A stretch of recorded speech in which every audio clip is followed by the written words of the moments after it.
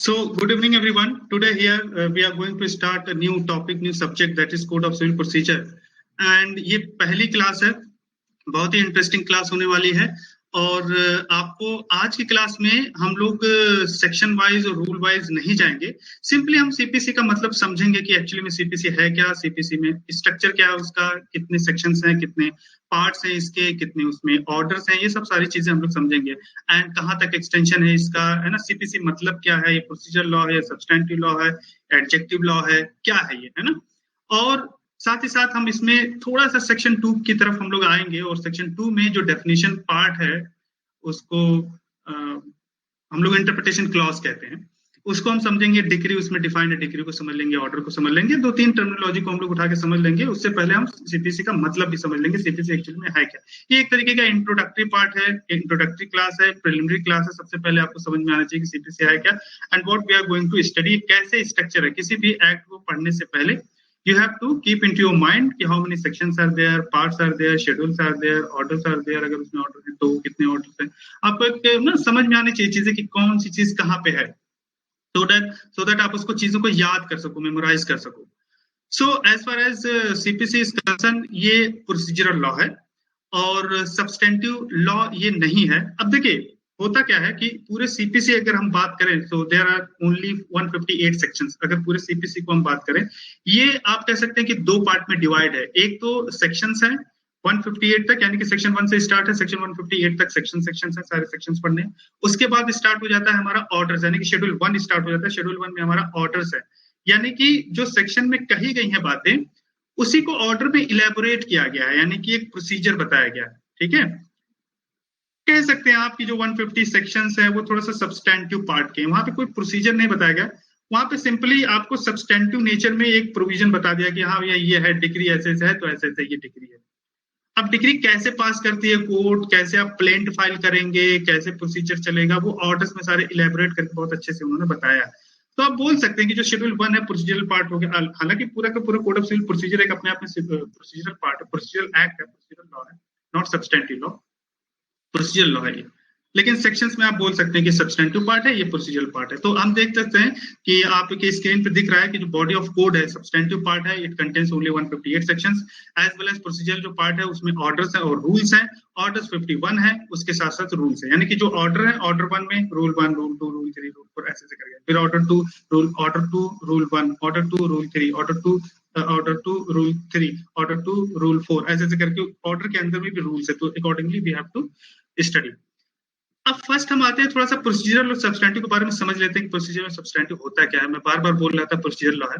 Procedure उसे हम कहते हैं जो राइट्स एंड जो लायबिलिटीज हैं उसके बारे में नहीं बताता, बल्कि राइट्स और लायबिलिटीज जो किसी के हैं उसको इंप्लीमेंट करता है, उसको इन्फोर्स करता है।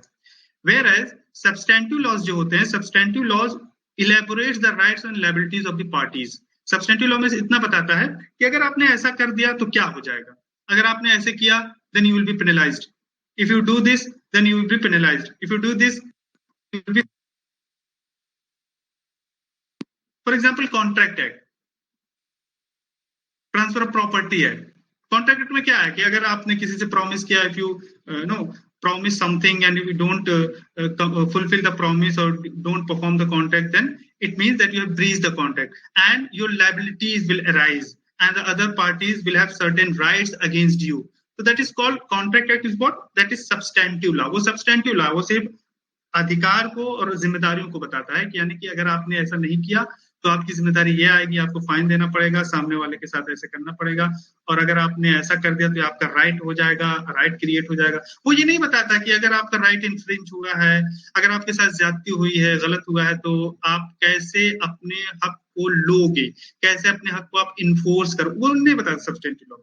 कॉन्ट्रैक्ट में कहाँ बताता है कि अगर आप ब्रीच हो गया तो कैसे कोर्ट में जाना है, ये बताता है क्या कॉन्ट्रैक्ट? नहीं, वो तो सीपीसी आपको बताता है ना, how you have to file a plaint, how you have to approach the court, plaint के फॉर्मेट क्या होंगे, कैसे आप जाओगे कोर्ट में, दायर करोगे प्लेंट, ये सब तो सीपीसी बता रहा है। Are you getting me? And how the court will issue the decree, है ना, डिग्री के बाद क्या होगा, फिर आप अपील में कैसे जाओगे, ये सब तो कोड ऑफ सिविल प्रोसीजर बता रहा है, प्रोसीजर पूरा का पूरा बता रहा है। तो आप समझ रहे हो कि सब्सटेंटिव और प्रोसीजर में क्या फर्क है। आई होप कि आपको समझ में आ गया होगा। तो transfer of property act IPC हो गया, सब्सटेंटिव लॉ है, not procedure law. Where CrPC is what? CrPC is procedure law. नाम पे आप मेंशन है, ठीक है। अच्छा, इनकम टैक्स एक्ट क्या है? Income tax act, you might have heard the name and you might have studied in LLB also. So what is income tax act? It is substantive or procedural? Substantive act है। अच्छा, okay, Anshuman कह रहे हैं। तो मुझे मान लिया कि कुछ इशू हो गया, इनकम टैक्स डिपार्टमेंट ने मेरे पे ज्यादा इनकम टैक्स लगा दिया, तो कहाँ प्रोसीजर है उसका? मैं कैसे जाऊं इनकम टैक्स अपीलेट ट्रिब्यूनल में? कैसे प्रोसीड करूंगा? कहीं तो कुछ प्रोसीजर होगा, कैसे मैं जाऊंगा? कुछ तो लॉ होगा। इनकम टैक्स में नहीं बताता कि इनकम टैक्स अपीलेट ट्रिब्यूनल में कैसे आपको अप्रोच करना है, कैसे अपील करना है? वहां नहीं बताता क्या है सब? या सिर्फ यही बताता है कि भाई इतनी इनकम, इतनी इनकम है 2.5 लाख, तो उस पर टैक्स लगेगा, बस यही सब बताता है? कोई प्रोसीजर नहीं है इनकम टैक्स एक्ट में? Any one of you? I think income tax act procedure law है, आप प्रोसीजर बोल सकते हो वहां पे। जब आप पढ़ोगे ना तो आपको, हाँ वो प्रोसीजर लॉ है लविश।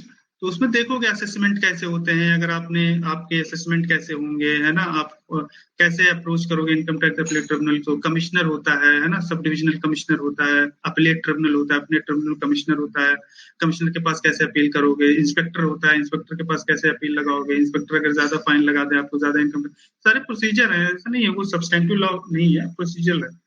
मिक्स्ड कह सकते हो। Bhagat talks is typing something, Manpreet is typing, ठीक है।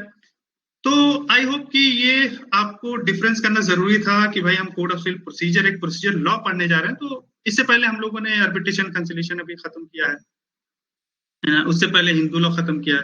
तो sir, how one decide whether an act is substantive और प्रोसीजर? भगत फोकस कह रहे हैं। ये Bhagat, you have to keep in your mind कि जहां पे प्रोसीजर वाली बात कह रहा है, जहां पे किसी के राइट्स और किसी के राइट्स अगर इंफ्रिंज हो गए हैं, तो how that right should be enforced and how that rights will be implemented. जिस एक्ट में इसके बारे में बताया गया है, उस एक्ट को आप प्रोसीजर लॉ बोल सकते हो, ठीक है। मैंने एक्स का मर्डर कर दिया, जाहिर सी बात है वो विक्टिम है, मैं अभी, मैं जो है कल्प्रिट हूँ, मैं गिल्टी हूँ, मैं अक्यूज्ड हूँ। तो मुझे कैसे सजा मिलेगी? और जो विक्टिम है उसके अधिकार जो उसकी फैमिली वाले के चले गए हैं, जो विक्टिम है उसको न्याय कैसे मिलेगा? इसके प्रोसीजर के बारे में कहाँ मेंशन है? Code of criminal procedure code में। So criminal procedure code is the procedure law. If an act contains both substantive and procedural part, then what it will be? Procedural. In the same way as CPC is there. Okay?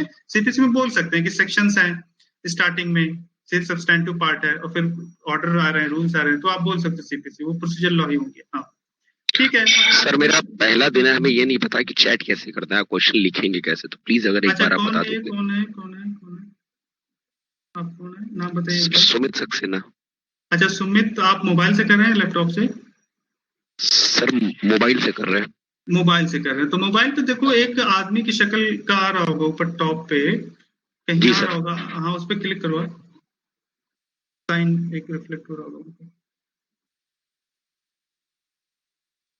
हाँ, click करके आप कर सकते हो, chat open हो जाएगा laptop पे। Actually ये इजी होता है, थोड़ा सा कंफर्ट। हाँ, अभी तो टाइप कर रहे हो आप, ठीक है। मोबाइल में ना चीजें छुप जाती हैं, आपको कितने लोग हैं, आपके क्लासमेट्स कितने हैं, वो आपको रिफ्लेक्ट नहीं हो रहा होगा मोबाइल में।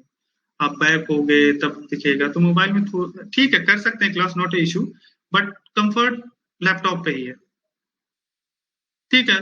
तो अब देख लेते हैं भाई, यहाँ पे ये बोल रहे हैं contains model forms of pleading. क्या सीपीसी में हम लोग पढ़ने जा रहे हैं? प्रोसेस ये बताएगा, डिक्रीज क्या होते हैं, अपील्स एंड एग्जीक्यूशन प्रोसीजर पढ़ेंगे ना। तो ये सब सारी चीजें हम कोड ऑफ सिविल प्रोसीजर में पढ़ेंगे। अब हम थोड़ा सा डिग्री से पहले दो, ये सेक्शन 2 में बात मेंशन है, लेकिन उससे पहले हम देख लेते हैं थोड़ा सा और कोड ऑफ सिविल प्रोसीजर। अब हमने पहले इतनी बात जान ली कि कोड ऑफ सिविल प्रोसीजर एक प्रोसीजर लॉ है, ठीक है। अब हम जानेंगे कि जो इसका एक्सटेंशन क्या है। ऑब्वियसली बात है कि इसका एक्सटेंशन द होल इंडिया है। पहले आप जब एक्ट पढ़ोगे अभी, तो उसमें लिखा है आई थिंक कि it extends to the whole of India except Jammu and Kashmir, ऐसे लिखा है। तो आई थिंक आप सभी को पता है जम्मू एंड कश्मीर की सिचुएशन आज के दिन में, तो ये सारे पे एप्लीकेबल है। आप जम्मू एंड कश्मीर काट देना वहां से। बाकी उसके अलावा मालदीव या दमन दीव जैसे करके है, और पढ़ लेना उसको। ये सब बुकिश चीजें हैं, पढ़ाना मैं सही नहीं समझता देख लेना वहां पे क्या लिखा, कहाँ तक एक्सटेंड है। हाँ, पेपर में आते हैं, एक एक मार्क्स ये आ जाते हैं, एकदम ध्यान से कहाँ तक एक्सटेंशन है, कहाँ पे एक्सक्लूड है, कहाँ पे नहीं एप्लीकेबल होता है, इसकी एप्लीकेबिलिटी एक्सटेंशन वो आप देख लेना। तो उसमें कुछ कुछ खास बताने को है नहीं, उसमें बस रखने वाली चीज है। अब हम आते हैं थोड़ा सा और टेक्निकल पे आते हैं। जैसे आपने देखा ये सेक्शंस हैं और रूल्स, ऑर्डर्स हैं, रूल्स, ठीक है। होता क्या है, मैं आपकी नॉलेज के लिए बता दूं, जो सेक्शंस होते हैं ना वो पार्लियामेंट में पास होते हैं, जैसे दोनों सदन बैठते हैं, पार्लियामेंट पास करती है उसको। लेकिन जो रूल्स बनाए जाते हैं, रूल्स यह मिनिस्ट्री बनाती है। जैसे संबंधित जो मिनिस्ट्री होती है, जैसे अगर मैं कहूं कि इनकम टैक्स एक्ट है, ठीक है, तो इनकम टैक्स एक्ट जो ओरिजिनल 1961 है वो पार्लियामेंट ने पास किया होगा, ठीक है। एग्जीक्यूटिव बॉडी होती है, वो पास करती है, तो लॉ बन जाता है, कानून बन जाता है। तो उसमें अगर चेंज करवाने सेक्शन में, तो वहीं से जाके फिर दोनों सदन, लोकसभा राज्यसभा पास करेगी, प्रेसिडेंट का असेंट होगा, तो वही सेम प्रोसीजर फॉलो होगा, है ना। वहां पे फिर गवर्नमेंट का अधिकार नहीं रहता। रूल्स में क्या होता है, रूल्स जो गवर्नमेंट जो है ऑफिशियल गजट में पब्लिश करके उसको पब्लिश करे। जैसे इनकम टैक्स एक्ट है, इनकम टैक्स एक्ट के पैरेलल में रूल्स बना देती है गवर्नमेंट, ठीक है। ये रूल्स कौन गवर्न करेगा, मिनिस्ट्री ऑफ फाइनेंस, जो इनकम टैक्स का डिपार्टमेंट है वो मिनिस्ट्री ऑफ फाइनेंस का डिपार्टमेंट होगा। तो मिनिस्ट्री ऑफ फाइनेंस जो टाइम टू टाइम रूल्स, यानी कि बार बार एक्ट को चेंज करने के लिए लंबा प्रोसेस पूरा ना जाना पड़े, दोनों सदन में पास होंगे, फिर जो है प्रेसिडेंट साहब असेंट देंगे, फिर वो फिर अमेंड होगा, ऐसे होता है, ऐसे एक्ट बनता है। तो इसलिए रूल्स बन जाते हैं। रूल्स में क्या होता है कि मिनिस्ट्री ऑफ फाइनेंस जो जब चाहेगी तब रूल्स अमेंड कर देगी, और जो रूल्स होंगे वो ज्यादा भारी पड़ेंगे सेक्शन में, यानी कि जो सेक्शन में बात लिखी होगी उसको सुपरसीड कर देगी। So in the same code of civil procedure में भी ऐसा है कि दो अप टू सेक्शन 158 ये एग्जीक्यूटिव बॉडी ने, मतलब पार्लियामेंट ने पास किया था, बना दिया कोड ऑफ सिविल प्रोसीजर 19 अच्छा ठीक है, हाँ, कोड ऑफ सिविल प्रोसीजर बन गया। लेकिन जो ऑर्डर्स एंड रूल्स है ना, वो हाई कोर्ट की पावर है, हाई कोर्ट उसको अमेंड कर सकती है time to time. Sir disturbance हो रहा है, किस तरीके का डिस्टर्बेंस? और लोग, बाकी लोग डिस्टर्बेंस कैसा पहले था? अच्छा ठीक है। तो जो हाई कोर्ट की पावर है, वो हाई कोर्ट में change the order as well as rules also, and if changes कुछ होते हैं उसमें, तो उस सेक्शन को सुपरसीड कर देंगे। Suppose section is saying something else and the rule is saying something else, then the rule will prevail over the section. Are you getting me? So ये situation चल रही है, तो ये आपको पता होना चाहिए। अब I said that High Court is having the power to amend or to make the rules regarding the code of civil procedure. So may be quite possible कि यूपी में कुछ और रूल्स होते हो। भाई हाई कोर्ट स्टेट वाइज है ना, तमिलनाडु का हाई कोर्ट है, पंजाब हरियाणा का हाई कोर्ट है, वो कुछ और कोर्ट, मतलब बहुत ज्यादा फर्क नहीं है, कुछ पॉइंट के ऊपर डिफरेंस हो जाते हैं ना। जैसे मान एक एग्जांपल देते हैं, जैसे सम्मन इशू करने का जो प्रावधान है, यानी कि रिटन स्टेटमेंट फाइल करने का जो प्रोविजन है, कि जब प्लेन फाइल हो जाते हैं तो विद इन, जब आपको from the dispatch of notice जो होता है, विद इन 30 डेज आपको रिटन स्टेटमेंट, जब आपको सम्मन भेजा जाता है, जब डिलीवरी हो जाती है, तो उसके 30 दिन के अंदर आपको रिटन स्टेटमेंट फाइल करना होता है। तो रिटन स्टेटमेंट फाइल करने के 30 दिन है। तो हो सकता है UP high court, Allahabad high court ये कहते हैं कि चलो रिटन स्टेटमेंट फाइल करने का टाइम 32 दिन है। क्वाइट पॉसिबल, अगर रूल्स में ऐसे मेंशन करते तो, लेकिन हाँ वो सिर्फ यूपी तक ही एप्लीकेबल होंगे। सीपीसी में यूपी में अगर कोई सिविल मैटर है तो उस पर एप्लीकेबल होगा, तमिलनाडु में नहीं, पंजाब में ऐसे नहीं, ठीक है। तो स्टेट कहने का सेंस ये है कि ऑर्डर और रूल्स को चेंज करने की पावर जो स्टेट हाई कोर्ट के पास है। बाकी जो सेक्शन ओरिजिनल जो एक्ट है वो पार्लियामेंट के थ्रू ही होंगे हमेशा। तो ये हमारा हो गया। अब थोड़ा सा इसमें और हम आ जाते हैं, एक सिविल नेचर क्या होता है और कैसे चीजें आगे बढ़ती हैं, कैसे चलती हैं, उसको हम लोग समझते हैं। शिक्षा के सर सेक्शन को अमेंड करने के लिए स्टेट गवर्नमेंट नहीं, स्टेट गवर्नमेंट नहीं, वो सेंट्रल, ये सेंट्रल लॉ है ना शिखा। सेंट्रल लॉ और स्टेट लॉ दो अलग चीजें होती हैं। जैसे जमींदारी एक्ट आप पढ़ेंगे यूपी में, तो स्टेट लॉ है, तो वहां पे फिर स्टेट की पावर है। विधान परिषद है ना, वहां पे फिर हो गए विधान परिषद, और होता है ना, फिर उसके बाद राज्यपाल या उसको असेंट देंगे, चीफ मिनिस्टर जो स्टेट के होते हैं उसके असेंट देते हैं, तो वो हो जाता है वहां उस लेवल पे। जो स्टेट लॉ है फिर वहां पे होगा स्टेट वाला जो आप बोले। सेंट्रल लॉ ये सब सीपीसी सीआरपीसी सेंट्रल लॉ है, ऐसा थोड़ी सीपीसी यूपी का कुछ और है, तमिलनाडु का कुछ और, ऐसा नहीं। इनकम टैक्स है सेंट्रल लॉ, ठीक है। Contract act central law, transfer property act central law, arbitration central law, सब सेंट्रल लॉ। बाकी लेबर लॉज होते हैं छोटे छोटे, ये जमींदारी एक्ट हो गया, ठीक है। स्टेट लॉज, स्टाम्प एक्ट है, वो स्टेट लॉज होते हैं, एक सेंट्रल लॉ है एक स्टेट लॉज है स्टाम्प एक्ट में भी। तो ये डिपेंड करता है, कंकरेंट मैटर। लोग कह रहे हैं कंकरेंट मैटर, नहीं आलोक, कंकरेंट मैटर भी इसे नहीं कहते। तो जो लिस्ट आप बोल रहे हो, तीनों लिस्ट जो है, स्टेट लिस्ट, सेंट्रल लिस्ट और कंकरेंट लिस्ट। कंकरेंट मतलब कि जो दोनों की पावर हो, पार्लियामेंट की पावर हो। तो सीपीसी में ऐसे नहीं कि स्टेट गवर्नमेंट भी है और सेंट्रल पार्लियामेंट में, सेंट्रल पे आप चेंज कर सकते, दोनों को पावर नहीं, वहां पे सेंट्रल को है। स्टेट में अगर वाइज बात करेंगे तो सिर्फ हाई कोर्ट को वो पावर है, वो भी सिर्फ रूल्स में चेंज कर सकते हैं, वो ऑर्डर में, लॉ में कोई चेंज, सेक्शन में नहीं चेंज कर सकते हाई कोर्ट। ठीक है, तो इसको आप कंकरेंट मैटर नहीं बोल सकते, code of civil procedure central matter है। ठीक है, हाँ, अब हम देखते हैं, थोड़ा सा एक इलिस्ट्रेशन लेंगे, एक पूरा प्रोसेस देखेंगे कि क्या पूरे सीपीसी में हमें पढ़ना है, what we are going to study under CPC. Just take an example. Suppose करिए, सिविल नेचर किसे कहते हैं? सिविल नेचर उसे कहते हैं जहां पे एक क्राइम इन्वॉल्व ना हो। एक सिविल मैटर मतलब एक मैन से या सिविलियन से रिलेटेड चीजें हो, कुछ आपके इश्यू से रिलेटेड हो, यानी कुछ वहां पे जुर्म नहीं हुआ है, यानी कि मार, चोरी, चकारी, रेप, डकैती नहीं हुआ है, आपके कुछ राइट्स इन्फ्रिंज हो गए। ठीक है, वो सिविल नेचर के राइट से रिलेटेड, हाँ, वो हक से रिलेटेड, आपके राइट से रिलेटेड।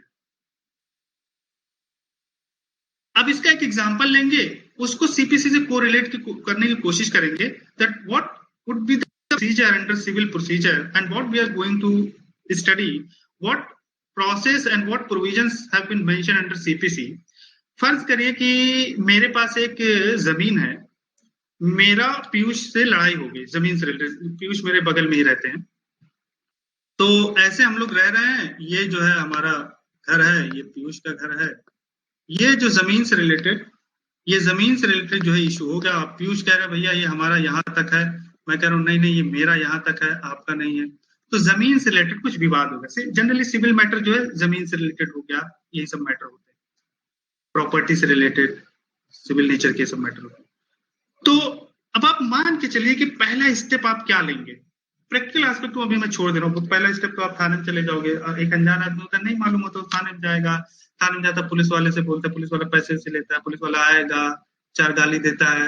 हालांकि सिविल मैटर में पुलिसिंग का क्या रोल है उसे भी पता है कि मेरा कुछ लेना देना नहीं, कोर्ट से मामला सब कुछ होगा, उसे बोलना भी नहीं चाहिए, ठीक है पैसे से लिए आते हैं, सब फालतू के बकवास करते हैं। लेकिन एक लॉ स्टूडेंट्स के एंगल से सोचे कि पहला स्टेप आप सब नागरिक होने के नाते आप क्या लेंगे। अगर मान लिया किसी की आपकी जमीन कोई हत्या रहा है या आपके राइट्स इन्फ्रिंज हो रहे हैं, आपको आपके राइट्स का हनन कर रहा है, अधिकारों को छीन रहा है, ऑब्वियसली बात है कि आप एक कंप्लेंट दायर करेंगे कोर्ट में। यही तो होगा, एक सिंपल सी लैंग्वेज में बात कर रहे हैं, इधर उधर ज्यादा हम नहीं भटकेंगे।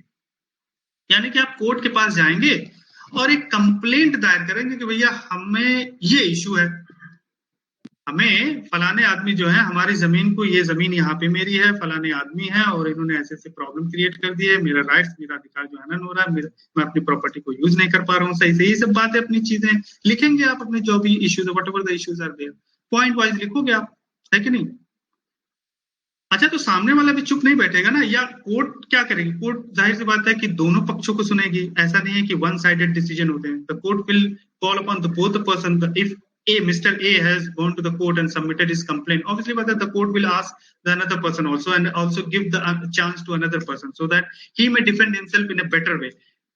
उसको भी अपॉर्चुनिटी मिलनी चाहिए कुछ कहने के लिए, कुछ बोलने के लिए, हाँ भाई क्या मैटर है ना, ऐसा थोड़ी आप डिसीजन दे देंगे। तो जस्ट आप क्या करेंगे, सिंपल सा उसको भी नोटिस देंगे, क्या भाई फलाने आदमी ने आपके अगेंस्ट में कंप्लेन किया है, क्या सेक्टर है, आइए आप अपना रिस्पॉन्स दीजिए।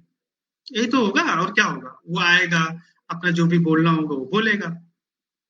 बोलने के बाद जज साहब जो है उस मैटर को देखेंगे और जुडिशियली डिटरमाइन करेंगे। जुडिशियली डिटरमाइन वर्ड इसलिए मैं यूज कर रहा हूँ कि ऐसा नहीं अपने मन से करेंगे।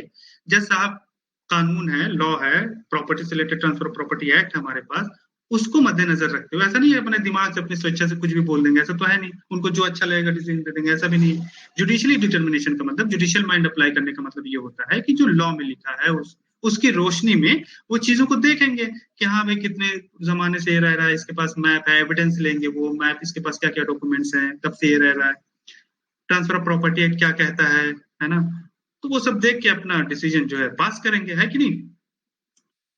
और उस डिसीजन में जाहिर सी बात है कि किसका हक बनता है उस जमीन पे रहने के लिए, वो मेंशन किए होंगे, वो बताएंगे ना कि भाई ए का हक है जमीन पे रहना, या बी का हक है, पीयूष का हक है, किसका हक है, वो राइट्स एंड लायबिलिटीज के बारे में बकायदा वो मेंशन करेंगे कि नहीं करेंगे अपने डिसीजन में, तभी तो हुआ इंसाफ तभी तो होगा, नहीं तो आप जज साहब ऐसा डिसीजन दे दे जो पता ही नहीं चल रहा है कि मेरी जमीन है नहीं है, जज साहब कहना क्या जाता है, तो फायदा क्या। अच्छा, जो ये डिसीजन देते हैं ना जिसमें राइट्स एंड लायबिलिटीज के बारे में बोला जाता है, उसको एक्चुअली में सीपीसी की जुबान में डिक्री कहते हैं।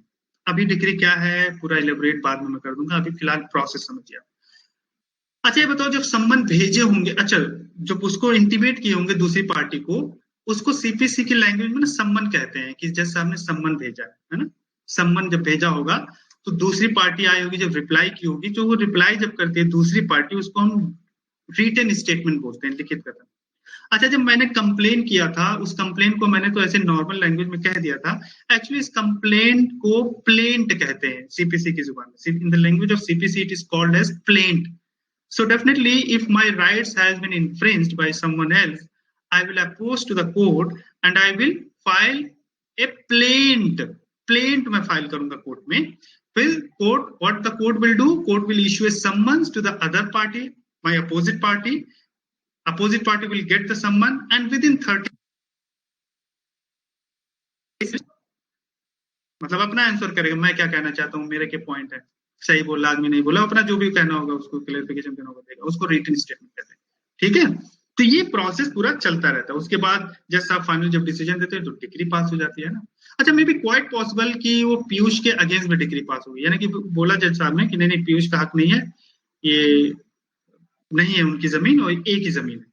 तो भाई जाहिर सी बात है, पीयूष जो है एग्रीव पार्टी है, पीयूष में approach to the higher authority, ऐसा नहीं पीयूष चुपचाप बैठ जाएंगे, उनको लगता है उनके साथ ज्यादती हुई है, जमीन इनकी ही थी लेकिन इनके अगेंस्ट में केस आ गया, डिक्री पास होगी, तो ऑब्वियसली बात है अपील में जा सकते हैं, है कि नहीं, अपील में जाएंगे, वहां पे प्रावधान होगा, हायर कोर्ट में जाएंगे, है ना, ये रिव्यू में जा सकते हैं, है ना। तो यही सब पूरी कहानी ना हम सीपीसी में पढ़ने वाले हैं, पूरे सीपीसी में सेक्शन 158, चाहे आप पूरे पार्ट 11, देयर आर 11 पार्ट्स, मैं बता दूं आपको 11 पार्ट्स हैं उसमें, और पार्ट्स के अंदर में ऑर्डर्स हैं, पूरे ऑर्डर 51 ऑर्डर्स हैं, ऑर्डर्स में रूल्स में यही सब सारी चीजें आप पढ़ रहे होंगे, है ना, कि कैसे आदमी चाहता है, ऑर्डर पास कर दिया कोर्ट ने, है ना, उसके बाद डिक्री पास कर दिया, अपील में गया, इंटरप्लेटर सूट हो गया, है ना, सेट ऑफ हो गया, सेट ऑफ क्या होता है, इंटरप्लेटर सूट क्या होता है, ये सब सारे प्रावधान हम पढ़ होंगे सीपीसी में। अपील में फिर जाता है पार्टी, अपील में चला गया, रिव्यू में चला गया, उसको भी हम लास्ट में समझेंगे, लास्ट ऑर्डर में दिया है। तो ये मैं एक ब्रीफ इंट्रोडक्शन आपको समझाएगा सीपीसी में हम लोग पढ़ने वाले क्या है। अब आइए थोड़ा डिग्री पे। अच्छा, सेक्शन 1 पढ़ा दिया मैंने, देख लिया एक्सटेंशन क्या है सीपीसी। सेक्शन 2 में आते हैं हम। सेक्शन 2 में एक्चुअली में आप जब देखेंगे, I hope everyone is having bare act, और रखिए भी आप बेयर एक्ट में, जब आप सेक्शन 2 में देखेंगे तो टर्मिनोलॉजीज का इस्तेमाल किया गया, डिक्री है ना, डिक्री होल्डर है, प्लेंटिफ है, हाई कोर्ट की डेफिनेशन, कोर्ट की डेफिनेशन, मेन प्रॉफिट की डेफिनेशन, तो कई टर्मिनोलॉजी है जो उन्होंने डिफाइन किया हर एक्ट में। सेक्शन 2 में जनरली आप देखते हैं, इसको हम बोलते हैं इंटरप्रिटेशन क्लॉज, यानी कि how you have to interpret. कुछ वर्ड होते हैं जो बार बार एक्ट में आते रहते हैं, इनकम टैक्स में एक्ट में बात करेंगे, या कोड ऑफ क्रिमिनल प्रोसीजर में बात करेंगे, सम्मन वर्ड यूज है, कॉग्निजेबल वर्ड यूज हुआ है बहुत बार, तो कॉग्निजेबल को स्टार्टिंग में डिफाइन करते हैं, ताकि उस चीज को आप अपने दिमाग से कुछ और ना समझे, वही समझे जो आपको स्टार्टिंग में बता दिया गया। तो इन द सेम वे सीपीसी में भी दे हैव मेंशन और they have defined, they have interpreted these words, decree, और बहुत सारे वर्ड हैं। तो 1 बाय 1 करके हम आज की क्लास में, तो ज्यादा नहीं लेकिन ऐसे ही क्लास हमारी चलेगी आगे भी, कल भी हम इंटरप्रिटेशन क्लॉज को देखेंगे, पूरा खत्म कर देंगे। आज हम सिर्फ decree, main profit, decree holder, plaintiff, ये सब छोटे छोटे टर्मिनोलॉजी के बारे में समझ लेंगे, ठीक है। तो अब आइए डिक्री के बारे में बात करते हैं हम, डिक्री किसे कहते हैं। सेक्शन वाइज पहले मैं पढ़ देता हूं, उसके बाद और इलेबोरेट कर देंगे। सेक्शन 2 सब सेक्शन 2 में इलेबोरेट किया गया डिक्री को। एक मिनट,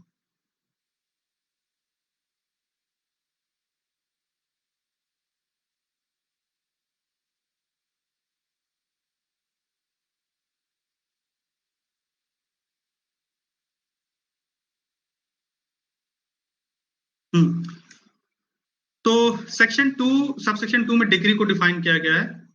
पहला आई थिंक रूल्स है, रूल देख लेना आप लोग, उसमें खास रूल्स प्रिस्क्राइब बाय, क्या लिखा है उसमें, prescribe by high court I think होगा, रूल्स में हाई कोर्ट ही बनाएगी, देख लेता हूँ। तो बेयर एक्ट लेके आप बैठो, फटाफट एक एक सेक्शन हम लोग करते जाएंगे। ब्रीफ इंट्रोडक्शन हो गया। हाँ, कोड को डिफाइन, कोड इंक्लूड्स रूल्स, ठीक है।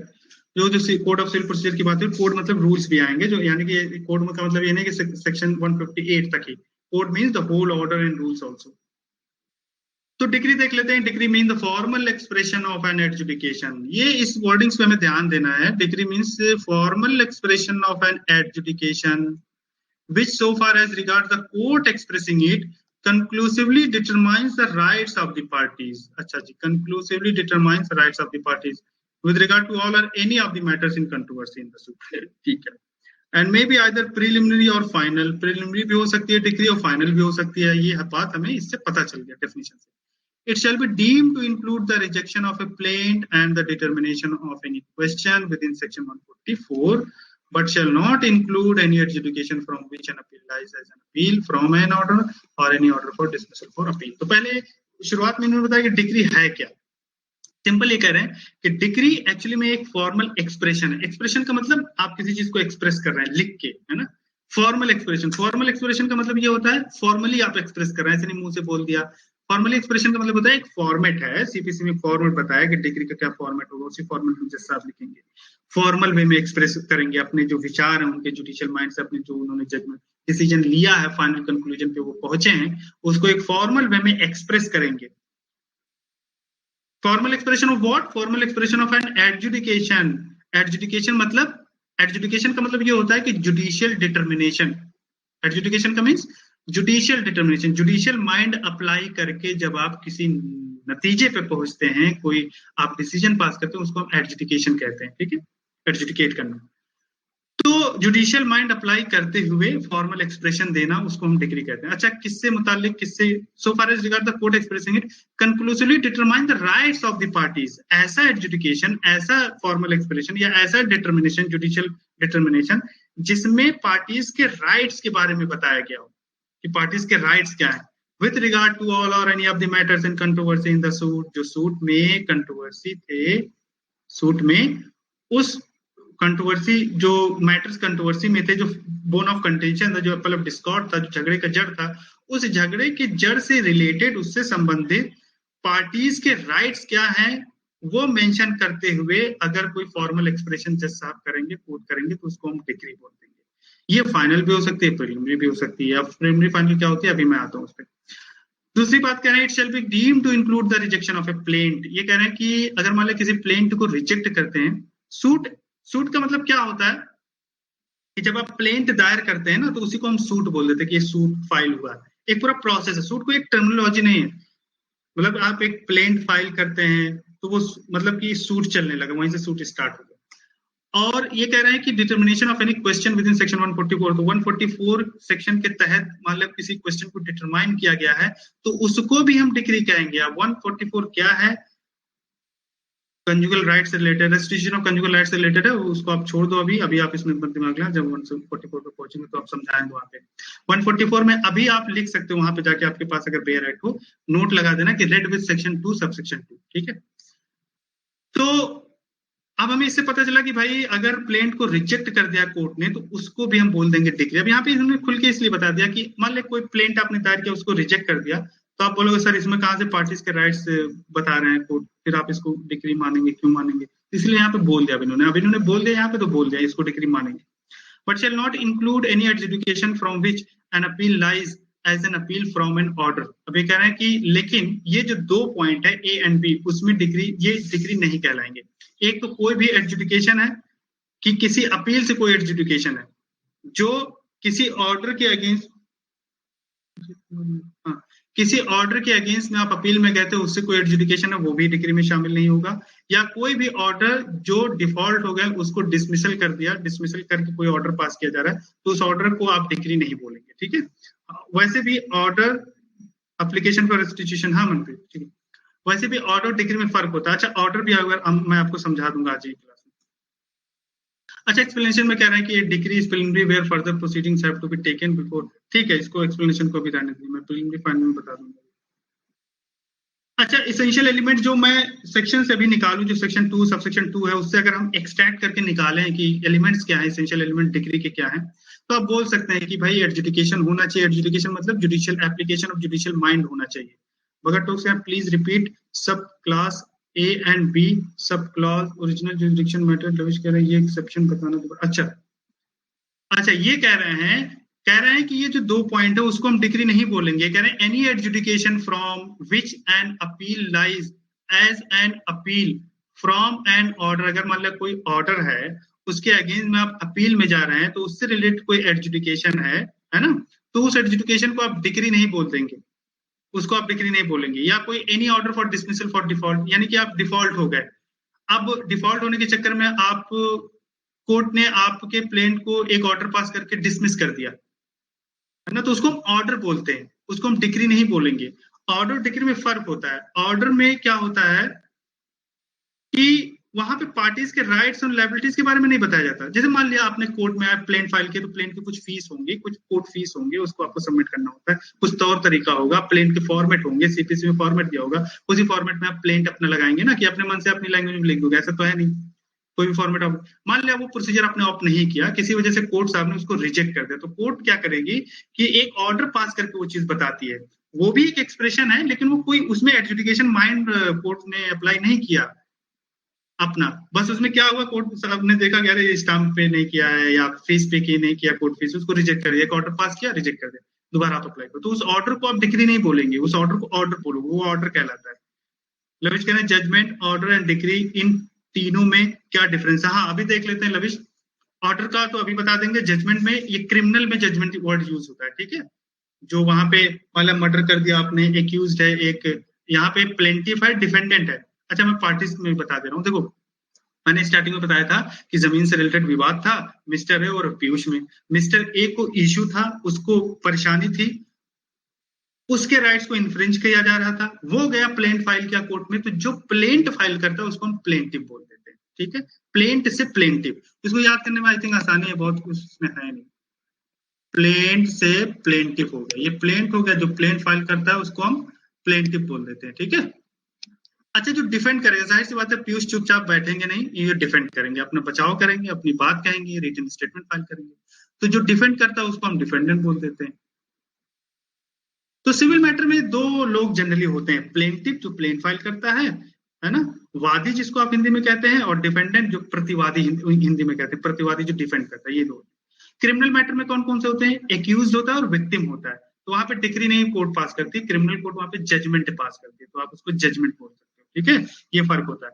अब आते डिक्री और जजमेंट फर्क हो गया, जनरली क्रिमिनल मैटर में होते हैं, सेम वही चीज है, डिसीजन एक होता है कोर्ट का, एडजुडिकेशन माइंड अप्लाई करते हुए, जुडिशियल माइंड अप्लाई करते हुए डिसीजन देती है कोर्ट। कहीं सिविल मैटर में उसको डिक्री बोल देते हैं, क्रिमिनल मैटर में उसको जजमेंट बोल देते हैं। दूसरी बात, ऑर्डर पे आते हैं। ऑर्डर भी मैंने आपको बता दिया, आई होप क्लियर हो गया होगा। ऑर्डर में क्या होता है कि जस्ट सिंपली इसमें कुछ कहा जाता है, ये भी एक फॉर्मल एक्सप्रेशन है एडजुडिकेशन का, बट डिक्री के अलावा जो भी चीजें वो ऑर्डर। डिक्री में क्या होता है, पार्टीज के राइट्स और लायबिलिटीज के बारे में बताया जाता है, उसमें राइट्स और लायबिलिटीज के बारे में कोई मेंशन नहीं होती। और ऑर्डर की जो डेफिनेशन है लविश, या जो आप कह रहे हैं डिफरेंशिएट करने के लिए, ये सेक्शन 2 में ही दिया है, आप सब सेक्शन 14 पढ़ना। Order mean the formal expression of any decision of a civil court which is not a decree. Formal expression of any decision of a civil court, civil court का कोई भी डिसीजन है ना, जो डिक्री नहीं है, वो सारे के सारे ऑर्डर कहलाएंगे। ये हो गया। अच्छा, हम लोग एलिमेंट्स के बारे में देख लेते हैं। तो पिछले ही डेफिनेशन से हमने एलिमेंट्स ये निकाल लिए हैं कि कह रहे हैं there must be an adjudication, adjudication मतलब एप्लीकेशन ऑफ जुडिशियल माइंड। अच्छा, adjudication must have been given in a suit, है ना, सूट में जो है क्लॉज बी क्लियर नहीं हो रहा, भगत फोकस कर। अच्छा, ये क्लॉज बी भगत सिंपल, इसमें कह रहे हैं कि but shall not include any order for dismissal of default, यानी कि आप कोई डिफॉल्ट कर देते हैं, प्लेन फाइल करने गए, आपने कोई डिफॉल्ट कर दिया, you have not paid the court fees और you have not adopted the correct format of the plaint as per CPC. CPC में सब पीछे दिया फॉर्मेट क्या होने चाहिए प्लेंट को, सब आपको बताया जाएगा ऑर्डर में।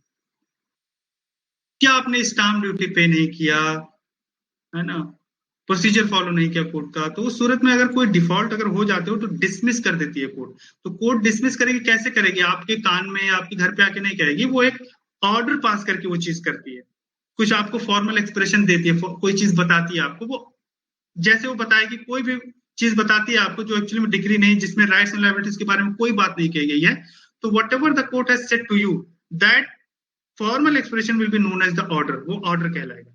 Rejection of plaint is decree, भगत टोक्स कह रहे हैं। अच्छा, ये कह रहे हैं ये, हाँ, इसमें लेकिन it shall be deemed to be include the rejection of a plaint also. देखो, इसमें क्या होता है भगत, जैसे प्लेंट को रिजेक्ट कर दिया, कभी कभी क्या होता है कि रिजेक्शन का वजह कुछ भी हो सकती है।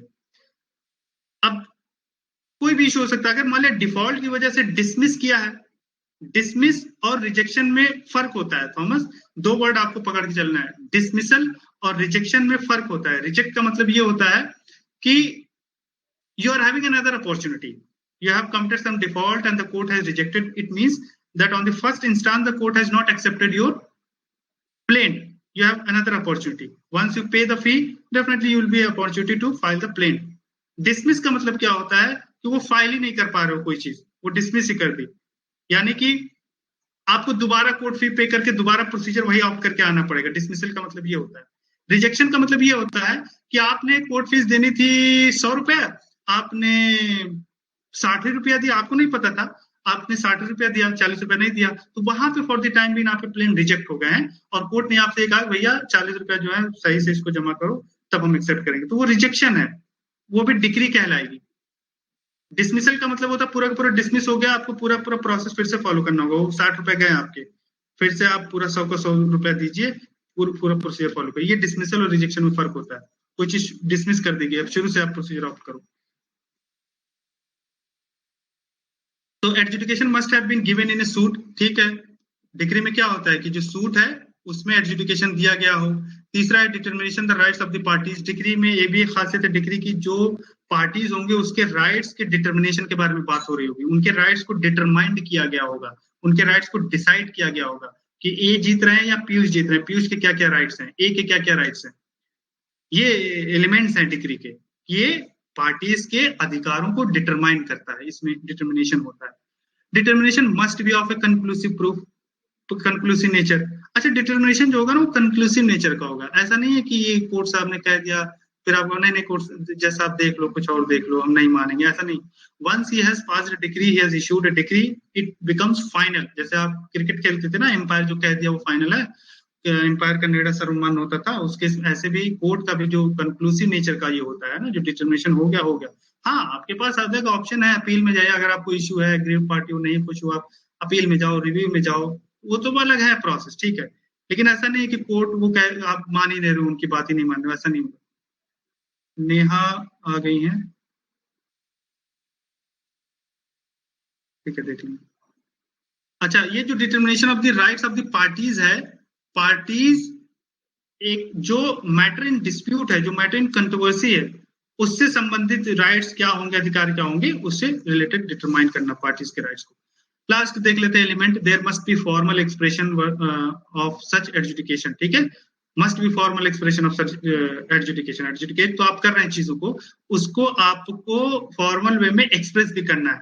ऐसा नहीं कोर्ट साहब ने मुंह से बोल दिया हाँ भाई इनके ये राइट्स इनके, नहीं, you have to express it in a formal way. Formal way कहाँ पे आपको मिलेगा? सीपीसी में लास्ट में बताया गया डिक्री का फॉर्मेट क्या होगा, प्लेन कैसे आप फाइल करोगे, प्लेन का फॉर्मेट क्या होगा। इवन सम्मन जब इशू करती है जज करते हैं तो उसके भी फॉर्मेट अपने होते हैं, है ना। रिटन स्टेटमेंट आप जब फाइल करो, रिटन स्टेटमेंट के तरीके बताए गए, कैसे आप पॉइंट टू पॉइंट लिखोगे, हर चीज का फॉर्मेट बताएगा सीपीसी में। Accordingly you have to do, उसको हम बोलते हैं फॉर्मल। हेलो नेहा, आवाज आ रही है आपको? नेहा आप चैट बॉक्स में हेलो लिख सकती हैं, so that I may come to know that आप सुन रही हो मेरी आवाज। तो ये डिग्री के बारे में हो गया, आई थिंक बहुत ही ज्यादा हो गया। अब हम थोड़ा सा लास्ट टॉपिक डिग्री को बना देते हैं, डिग्री के टाइप्स के बारे में देख लेते हैं। Dismissal and rejection different. अच्छा, पंकज कह रहे हैं डिसमिसल में पूरा का पूरा डिसमिस होता है, तो पंकज कोई चीज आपको स्टार्टिंग से फिर स्टार्ट करनी होती है। रिजेक्शन का मतलब होता है कि फॉर द टाइम उन्होंने रिजेक्ट कर दिया, है ना, और आपको फिर दूसरा चांस है कि उसी पैसे में वही प्रोसेस ऑफ करके आप आगे आ जाओ, आप कर दो। जैसे कि मान लिया आपने प्लेन फाइल किया था, आपने 100 रुपए की जब 90 रुपए ही दिए थे, तो कोर्ट आपको कह देगी कि अभी रिजेक्ट कर रहा हूँ, आप दोबारा फाइल करो, 10 रुपए आप दो, पूरा का पूरा पैसा दो, तो 10 रुपए आप दोगे, फिर दोबारा आपकी बात सुनी जाएगी। डिसमिसल में ये होता है कि कोर्ट ने उसको डिसमिस कर दे पूरा का पूरा, और 90 रुपए आपके गए, पूरा का पूरा नया प्रोसेस फिर से आपको ऑप्ट करना पड़ेगा, ठीक है, तो उसको हम डिसमिसल कहते हैं। अच्छा, टाइप्स ऑफ डिक्री में देख लेते हैं। डेफिनेशन में ही सेक्शन 2 क्लॉज 2 में आपने देखा कि उसमें ये बोला जा रहा है कि इट में बी फाइनल और इट में बी प्रिलिमिनरी, कुछ इस तरीके से। तो हम कह सकते हैं इससे कि भाई जो डिक्री होते हैं वो दो तरीके से होते हैं, एक प्रिलिमिनरी एक फाइनल। एक आप और भी बोल सकते हैं, एक पार्टली प्रिलिमिनरी और partly final, partly preliminary and partly final type की भी डिक्री होती है, आप बोल सकते हैं। फिलहाल के लिए देख लेते हैं प्रिलिमिनरी डिक्री कैसे कहते हैं। देखो प्रिलिमिनरी डिक्री उसे कहते हैं जो एक्चुअली में प्रिलिमिनरी नेचर का है, यानी कि अभी पूरा का पूरा केस डिस्पोज ऑफ नहीं हुआ है, सुनवाई हो रही है, हियरिंग चल रही है, लेकिन बीच में जैसा आपको लगा कि यार ये डिग्री पास कर देनी चाहिए, प्रिलिमिनरी डिग्री, ठीक है, तो उसको हम बोलते हैं प्रिलिमिनरी डिग्री। उसमें भी पार्टीज के राइट्स और लायबिलिटीज के बारे में कुछ बातें कही जाती हैं, लेकिन ऐसा नहीं केस बंद हो जाते हैं, ऐसा नहीं है, केस goes to continue, है ना, but case does not dispose of completely in case of preliminary degree. तो प्रिलिमिनरी डिग्री फाइनल डिग्री के आने से पहले कुछ प्रिलिमिनरी डिग्री पास की जाती है, केस को ब्रेक कर करके, ताकि आपके ऊपर भार ना पड़े, मामला सुलझता जाए। Dismissal and rejection difference. अच्छा, कोई कुछ कहना चाहे भगत, रिजेक्शन ऑफ प्रिलिमिनरी डिग्री, हाँ ठीक है, हाँ डिग्री है भगत, ये क्वेश्चन आ सकते हैं, आते हैं। Can injunction be considered a prelim degree? Injunction order कह सकते हैं पंकज। प्रिलिमिनरी डिग्री में क्या होता है, इंजंक्शन एक ऑर्डर होता है। इंजंक्शन में क्या होता है कि to abstain to do something, यानी कि इंजंक्शन में क्या कहते हैं, कोर्ट साहब ये बोल रहे होंगे कि जैसे मान लिया कि पीयूष और ए में लड़ाई हुई, ठीक है, वही जमीन की बात हम लेते हैं, ये दोनों का घर सटा हुआ है, ये ए है, ये पीयूष है। अब यहाँ पे पता चलता है पीयूष जो है दीवार वार बनवाने लगते हैं, तो ए को प्रॉब्लम होगी, जाहिर सी बात है, बोल रहा है कि मेरी जमीन तुम दीवार नहीं बना सकते। तो कोर्ट में अगर मामला पहुंचेगा तो कोर्ट एक इंजंक्शन, प्रिलिमिनरी इंजंक्शन पास कर सकती है। इंजंक्शन का मतलब क्या होता है, पीयूष को रोका है, भैया तुम अभी रुक जाओ, कुछ दीवार वार मत उठाना, इसको हम इंजंक्शन बोलते हैं। लेकिन प्रिलिमिनरी जो डिग्री होती है वो एक डिसीजन दिया जा रहा है कि मतलब ये मैं बोल दूंगा।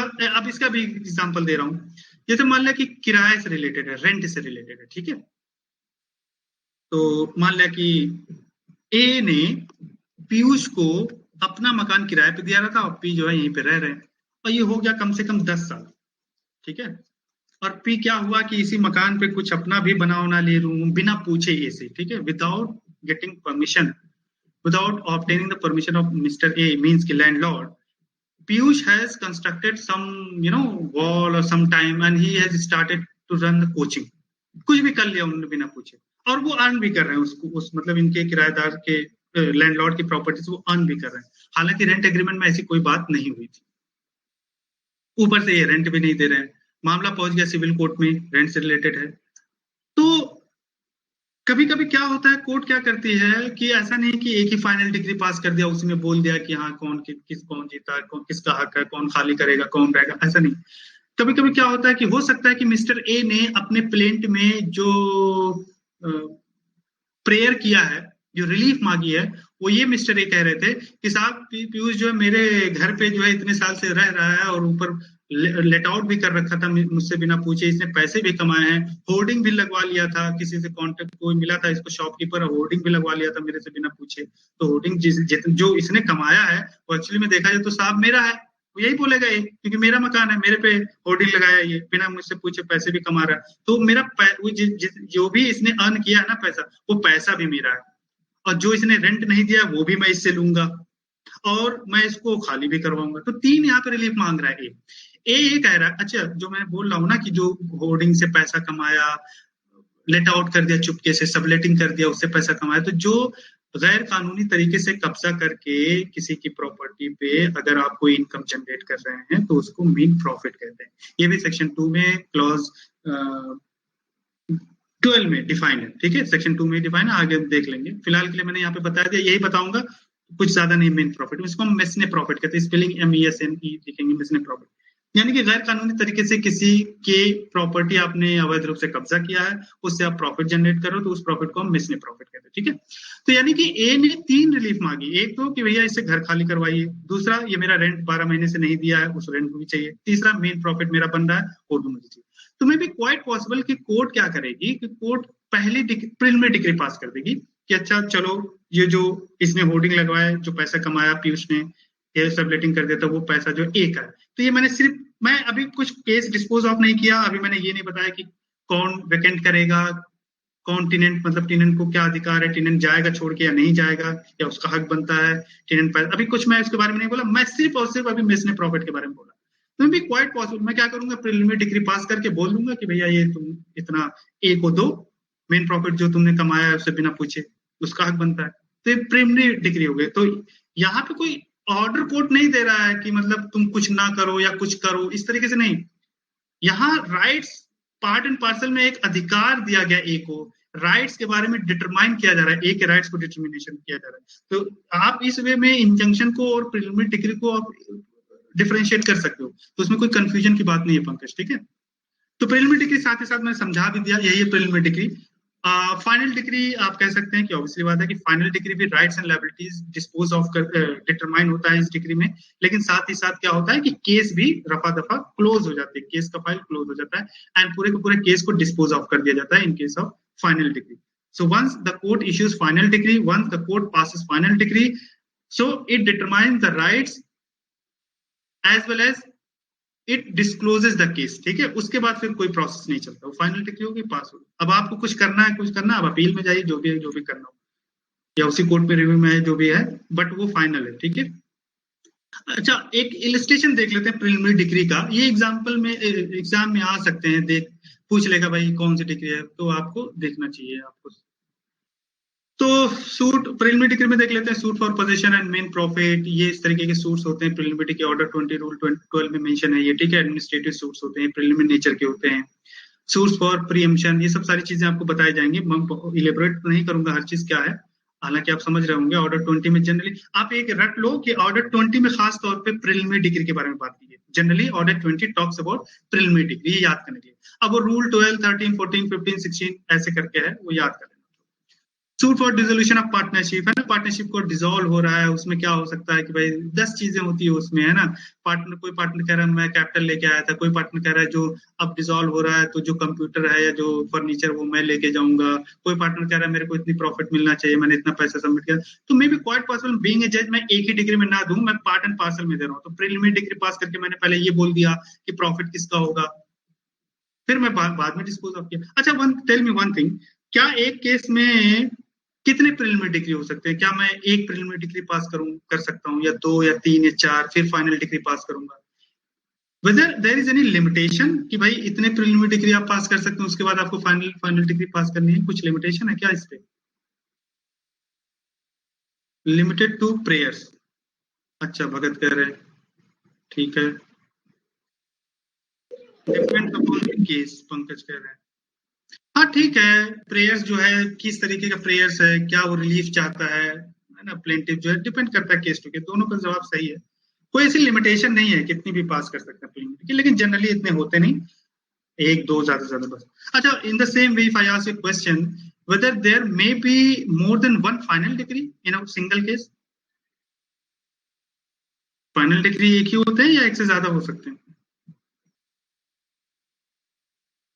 आलोक कह रहे हैं नो, भगत कह रहे हैं ओनली वन ओनली, पंकज कह रहे हैं no I think, okay. Final decree only कह रही है। अच्छा, नेहा से मैं बात कर लूं कुछ। नेहा, आप सुन पा रहे हैं मुझे? चैट बॉक्स में अगर आप मोबाइल से करें, ऊपर देखिए एक आदमी के फेस की शक्ल का आ रहा होगा, एक सिंबल आ रहा होगा, उस पर क्लिक करके आप चैट कर सकते हैं। लैपटॉप में सिस्टम से कर रही हैं तो आपको दिख ही रहा होगा चैट, तो आप कर सकते हैं। मनप्रीत के वन, ऐसा नहीं है, प्राइमा फेसी आपको लगता है, लेकिन एक्चुअली में ऐसा नहीं है। होता क्या है ना, ये कॉज ऑफ एक्शन पे डिपेंड करता है। हो सकता है एक केस में 2 कॉज ऑफ एक्शन, तो 2 फाइनल डिग्री हो सकते हैं, उसमें कोई सरप्राइज वाली बात नहीं है। अभी मैं समझाता हूँ, पहले देख लो preliminary decree example. Suits for account between principal and agent, ठीक है। Suits for partition and separate possession, suit for foreclosure of mortgage, ये आपको ट्रांसफर प्रॉपर्टी में मॉर्गेज से रिलेटेड समझाया जा चुका है पहले भी। फोरक्लोजर क्या होता है, तो आई थिंक इलेबोरेट नहीं कर रहा हूँ। हाँ, ऑर्डर 34 पढ़ाऊंगा तो वहां कर दूंगा। फिलहाल के लिए आपके नोट्स की तरह से तैयार हो गए, आप प्रिलिमिनरी डिग्री के एग्जाम्पल लिख सकते हैं। अच्छा, फूलचंद वर्सेस गोपाल लाल एक केस है यार 1967 का। इसमें अपेक्स कोर्ट ने डिसाइड किया था कि CPC does not prohibit passing of more than one preliminary decree if circumstances justify the same and it may be necessary to do so, तो कर सकते हैं, ठीक है। तो एक केस है फूलचंद वर्सेस गोपाल लाल एआईआर 1967। तो इसमें कोई नोट डाउन करना चाहे कर सकते हैं, ये आपको पीडीएफ के फॉर्मेट में आपको ये नोट्स मिल भी जाएंगे। फाइनल डिग्री के बारे में हमने डिस्कस कर लिया। फाइनल डिग्री है जो एक्चुअली फाइनल डिस्पोज ऑफ करती है केस को, राइट्स एंड लायबिलिटीज पार्टीज के बारे में, पार्टीज के राइट्स एंड लायबिलिटीज को डिटरमाइन करते हुए केस को पूरा क्लोज कर देती है। अब पार्टली प्रिलिमिनरी पार्टली फाइनल, आपको थर्ड कैटेगरी आपको समझाया गया काइंड्स ऑफ डिग्री में। एक तरीके का कभी कभी क्या होता है ना कि एक डिग्री ऐसी होती है, कुछ तो प्रिलिमिनरी होती है नेचर की, कुछ फाइनल नेचर की होती है। जैसे decree possession of property, direction inquiry into the मेन प्रॉफिट वाला भी कोई डायरेक्शन दे दिया कोर्ट ने, तो प्राइमरी से ऐसा लगता है यार प्रिलिमिनरी भी है फाइनल भी है, यानी पार्टली प्रिलिमिनरी भी है पार्टली फाइनल भी है, यानी कि ना तो फाइनल है ना तो प्रिलिमिनरी है, इस तरीके से। तो बहुत इसमें कुछ है नहीं समझाने को, रेयरली होता है। दो इलस्ट्रेशन है, इसमें लिख देना, आप कहीं पे भी दिख जाए पार्टली प्रिलिमिनरी पार्टली फाइनल किसे कहते हैं। अब ऑर्डर देख लेते हैं, चूंकि आना चाहिए मुझे लाइन से 2 सबसेक्शन 3 4, ऐसे में नहीं आ रहा हूँ। जो रिलेटेड टॉपिक उसको साथ साथ हम लोग कवर कर लें, ठीक है। अच्छा, ऑर्डर से पहले आप एक आ जाइए वहां पे सेक्शन 2 सबसेक्शन 3 पर डिग्री होल्डर के बारे में बताता है। अब हम लोग डिग्री पढ़ रहे हैं तो ऑब्वियसली बात है कि डिग्री होल्डर और डेटर के बारे में भी हम लोग को जानना चाहिए। अच्छा ये बताइए, डिग्री जो होगी जाहिर सी बात है किसी के खिलाफ होगी या तो किसी के फेवर में होगी, या तो पीयूष के फेवर में डिग्री पास होगी या तो इनके अगेंस्ट में पास होगी। अच्छा, जिसके फेवर में डिग्री पास होती है उसको हम डिग्री होल्डर बोल देते हैं, ठीक है।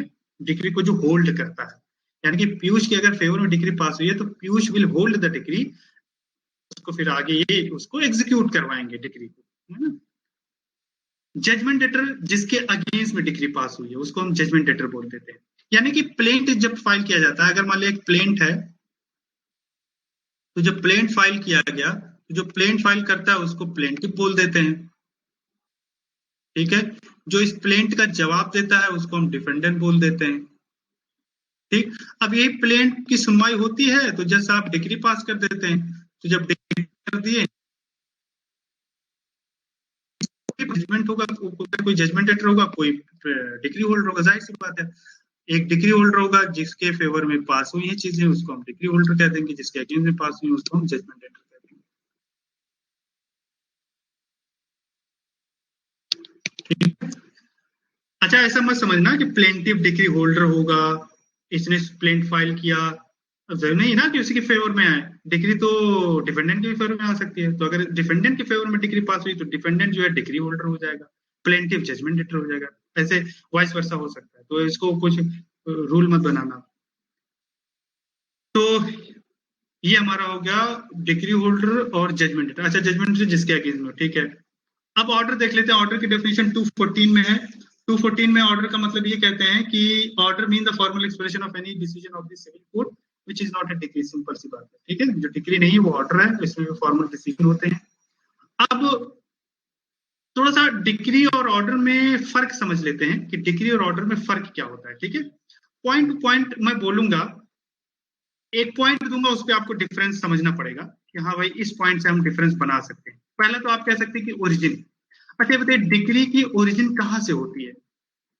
मैं बोल दूं कि सामने वाला एक प्लेंट फाइल करता है, फिर उसको जज साहब तमाम सबूतों गवाहों के मद्देनजर रखते हुए अपना जुडिशियल माइंड अप्लाई करते हुए, हाँ सूट कह सकते हैं। इसका जो उन्वान है यानी कि ओरिजिन है डिग्री का, सूट है। प्लेन फाइल होगा फिर सूट दायर होता है ना, वो सूट होता है। लेकिन ऑर्डर में ऐसा नहीं है। ऑर्डर में प्लेंट भी फाइल कर सकते हैं, वहां से भी इसका ओरिजिन आ सकता है। भाई प्लेंट आपने फाइल किया, उस दरमियान आप डिग्री पास करने से पहले कोर्ट ने कोई ऑर्डर पास कर दिया, may be quite possible. So an order may originate from a suit by presentation of a plaint या may arise from a proceeding commenced by petition और एप्लीकेशन। कोई आपने कोर्ट में एप्लीकेशन दिया, वो प्लेंट नहीं है, आपने एक एप्लीकेशन दिया या आपने कोई अपील दिया, उसमें भी तो कोर्ट जनरली ऑर्डर पास कर सकती, कोई भी ऑर्डर पास कर सकती है वो, ठीक है। ये फर्क है ओरिजिन से रिलेटेड, अगर मैं बात करूं ओरिजिन के पॉइंट ऑफ व्यू को लेके। अच्छा, सेकंड आप अगर आ जाओ डिटर्मिनेशन ऑफ राइट से रिलेटेड, कि भाई डिग्री में क्या होता है, जो पार्टीज होते हैं, जो झगड़े में दो पार्टीज, एक पार्टी इधर एक पार्टी उधर है, उनके जो अधिकार होते हैं उनको डिटरमाइन किया जाता है डिग्री में। ऑर्डर में ऐसा कुछ नहीं, ठीक है। ऑर्डर में राइट्स से रिलेटेड बात नहीं की जाती पार्टीज। टाइप्स पे अगर आप डिफरेंशिएट करना चाहें, टाइप्स पे भी डिफरेंस कर सकते हैं, यानी कि डिग्री आप बोल सकते हैं there are generally 2 types of decree, preliminary and final. लेकिन ऑर्डर में ऐसा है कि प्रिलिमिनरी ऑर्डर फाइनल नहीं है, ठीक है। नंबर में आप डिफरेंशिएट कर सकते हैं, यानी कि डिग्री जो है प्रिलिमिनरी होती है फाइनल होती है। प्रिलिमिनरी जनरली 1 हो सकती है, 2 हो सकती है, फाइनल भी 1 2 हो सकते हैं। ऑर्डर में भी आप कह सकते हैं कि ऑर्डर में आप लिख सकते हैं कि भाई कोई नंबर फिक्स नहीं है, एक प्रोसीडिंग में एक सूट में कितने भी ऑर्डर हो सकते हैं। मैं 10 बार अगर फीस नहीं जमा करूँ, 10 बार ऑर्डर करके कोर्ट बोलेगी मेरे को, ऑर्डर इशू करके बोलेगी ये फिर से करो, क्वाइट पॉसिबल। लेकिन as far as preliminary decrees concern वहां जनरली एक होते हैं, दो होते हैं, लेकिन फाइनल डिग्री जनरली एक ही होती है। रेयर केस में जहां पे कॉज ऑफ एक्शन दो हो जाते हैं, वहां पे फाइनल डिग्री दो होती है, अदरवाइज एक ही होते हैं। कॉज ऑफ एक्शन कहने का मतलब ये है कि हो सकता है कॉज ऑफ एक्शन जो दो हो एक ही मैटर पे। जैसे मान लिया कि ए का पीयूष से जब लड़ाई हुआ, तो एक तो ए को दिक्कत है कि जमीन हड़पे हुए हैं, दूसरा हो सकता है कि पीयूष ने दीवार उठाया और दीवार में विंडो बनवा दिया पीयूष ने। पीयूष को जो है ए के घर में एक उसकी सिस्टर थी, तो पीयूष उसको देखा करते थे विंडो बने, मे बी क्वाइट पॉसिबल। तो आउटरीच का केस हो सकता है। तो ए ने क्या किया, वो तो ये किया केस कि ये मेरे प्रॉपर्टी से संबंधित है, और दूसरा ये केस किया कि पीयूष जो है मेरे घर में ताका झांकी करते हैं, मेरी सिस्टर है ना। आउटरीच को इन्होंने वुमेन के आउटरीच से खिलवाड़ किया, आउटरीच किया उसकी इज्जत को, है ना। इस तरह तो मतलब कि एक ही उसी जब प्लेन फाइल करेगा तो वो भी बात तो लिखेगा ना। तो एक तो कॉज ऑफ एक्शन जमीन से विवाद हो गया, उससे रिलेटेड हो गया, एक कॉज ऑफ एक्शन ये भी हो सकता है ना। हालांकि क्रिमिनल नेचर का हो गया, लेकिन ठीक है उसमें कर सकते हैं, तो दो कॉज ऑफ एक्शन हो गए। कंपनसेशन मांग सकते हैं ए, है ना। कुछ भी हो सकता है कि ए ने कुछ ऐसा किया इनकी जमीन पे, कुछ इनकी जमीन पे नुकसान हो गया, या कुछ टूट गया फूट गया, ए ने एंटीना लगवाया था, कुछ भी कंस्ट्रक्ट करवाया था, उसको तोड़ दिया पीयूष ने, कंपनसेशन के लिए भी बोल सकते हैं ए। बहुत सारे कॉज ऑफ एक्शन हो सकते हैं, दो हो सकते हैं एक मैटर में, तो वहां पे फिर फाइनल डिग्री भी दो आएगी। हम कुछ टाइप करें देख लेते हैं। तो ये हमारा ऑर्डर और डिग्री के बारे में डिफरेंशिएट हो गया। ऑर्डर के बारे में हमने पढ़ लिया, इंटरप्रिटेशन क्लॉज में हमने यानी कि अब तक डिग्री के बारे में समझ लिया, डिग्री होल्डर के बारे में समझ लिया, जजमेंट डेटर के बारे में समझ लिया, मेन प्रॉफिट के बारे में समझ लिया, ऑर्डर के बारे में समझ लिया। ये सब सारे पॉइंट टर्मिनोलॉजीज हमने समझ लिया। कुछ टर्मिनोलॉजीज अभी रह रही हैं, उसको हम कल की क्लास में डिस्कस कर लेंगे। आज की क्लास यहीं तक हो गई है। Thank you so much everyone, आज की क्लास में यहीं पे